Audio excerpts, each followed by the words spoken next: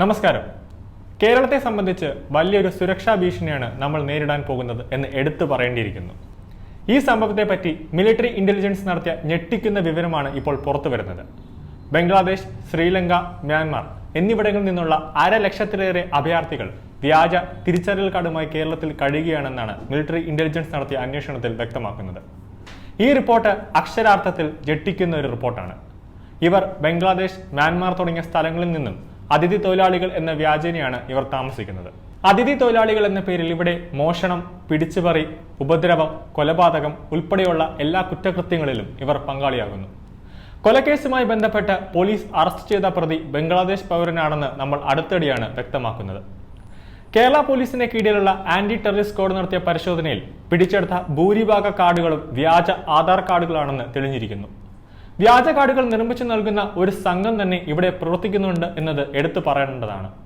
ഒട്ടനവധി തവണ കേന്ദ്ര ആഭ്യന്തര മന്ത്രാലയവും സംസ്ഥാന സർക്കാരിന് റിപ്പോർട്ട് കൊടുത്തിരുന്നു. വ്യാജ കാർഡ് നിർമ്മിക്കുന്നതും തിരിച്ചറിയൽ കാർഡ് ദുരുപയോഗം ചെയ്യുന്നതുമായി ബന്ധപ്പെട്ട് ആധാർ കാർഡ് ആക്ട് 2016 പ്രകാരം 3 വർഷം വരെ തടവും 10,000 രൂപ പിഴ മുതൽ 1 ലക്ഷം രൂപ വരെ പിഴ ലഭിക്കുന്ന ശിക്ഷയാണ്.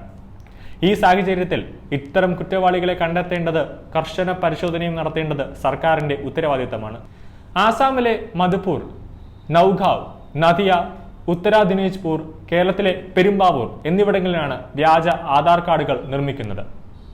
ഇങ്ങനത്തെ സംഘം തന്നെ ഇവിടെ വലിയ തോതിൽ പ്രവർത്തിക്കുന്നുണ്ട്. ഒരു ലോബി തന്നെ ഇവിടെ പ്രവർത്തിക്കുന്നുണ്ട്. അഭയാർത്ഥികൾ വിവിധ സംസ്ഥാനങ്ങളിൽ തങ്ങുന്നതും ഇന്ത്യക്കാരായ കുറ്റവാളികൾ യാത്രാരേഖ ഉണ്ടാക്കി രാജ്യം വിട്ടുപോകുന്നതും വ്യാജ കാർഡുകൾ ഉപയോഗിച്ചാണ്.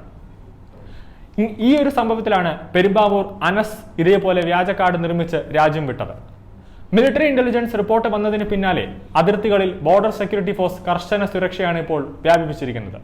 കേരളം അടക്കമുള്ള കടൽ തീരങ്ങളിൽ ഉൾപ്പെടെ കോസ്റ്റൽ ഗാർഡിന്റെ നിരീക്ഷണവും ശക്തമാക്കാനായി നിർദ്ദേശം നൽകി കഴിഞ്ഞു. കേരള രഹസ്യാന്വേഷണ വിഭാഗം 1 വർഷം മുമ്പ് കേരളത്തിന് റിപ്പോർട്ട് ചെയ്തിരിക്കുകയും ജാഗ്രതാ നിർദ്ദേശം നൽകുകയും ചെയ്തിരുന്നു. മിലിറ്ററി ഇന്റലിജൻസ് റിപ്പോർട്ട് കേന്ദ്ര സർക്കാരും കേന്ദ്ര ഏജൻസിയും അതീവ ജാഗ്രതയോടുകൂടിയാണ് ഇത് കാണുന്നത്. ഫെബ്രുവരിയിൽ മലപ്പുറത്ത് അക്ഷയ കേന്ദ്രത്തിൽ ഓൺലൈൻ ആധാർ സംവിധാനത്തിൽ നുഴഞ്ഞുകയറി 50 വ്യാജ ആധാർ കാർഡുകൾ നിർമ്മിച്ചതും കേന്ദ്ര ഏജൻസികൾ കണ്ടെത്തിയിരുന്നു.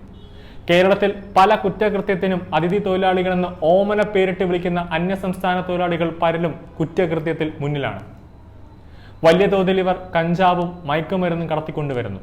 ഇവർക്കെതിരെ ഒരു നടപടിയും നാളിതുവരെയായി സംസ്ഥാന സർക്കാർ എടുത്തിട്ടില്ല എന്നും ആരൊക്കെയാണ് നമ്മുടെ കേരളത്തിൽ അന്യസംസ്ഥാനക്കാർ എന്നുള്ളത് ഒരു ഡീറ്റെയിലും സംസ്ഥാന സർക്കാരിന്റെ കയ്യിൽ ഇല്ല എന്നതും അത്ഭുതപ്പെടുത്തുന്നതാണ്.